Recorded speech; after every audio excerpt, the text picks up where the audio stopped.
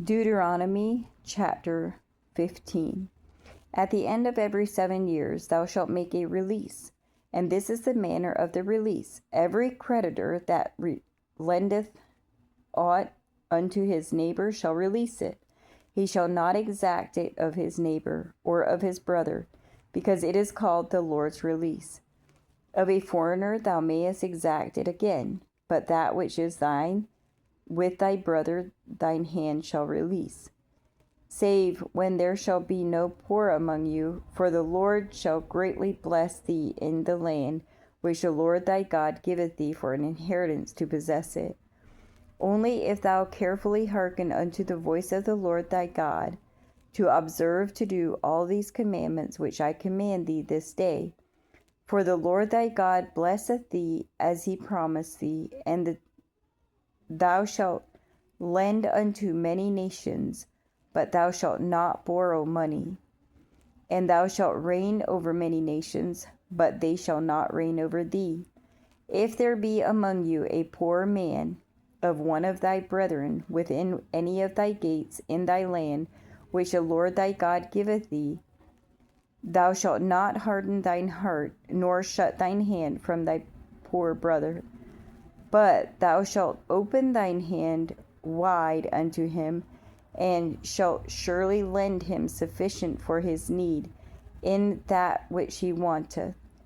Beware that there be not a thought in thy wicked heart, saying, the 7th year, the year of release, is at hand, and thine eye be evil against thy brother, against thy poor brother, and thou givest him naught, and he cry unto the Lord against thee, and it be sin unto thee. Thou shalt surely give him, and thine heart shall not be grieved when thou givest unto him, because that for this thing the Lord thy God shall bless thee in all thy works, and in all that thou puttest thine hand unto. For the poor shall never cease out of the land. Therefore I command thee, saying, thou shalt open thine hand wide unto thy brother, to thy poor and to thy needy in thy land. And if thy brother, an Hebrew man or an Hebrew woman, be sold unto thee, and serve thee 6 years, then in the 7th year thou shalt let him go free from thee. And when thou sendest him out free from thee, thou shalt not let him go away empty. Thou shalt furnish him liberally out of thy flock, and out of thy floor, and out of thy winepress, of that wherewith the Lord thy God hath blessed thee, thou shalt give unto him.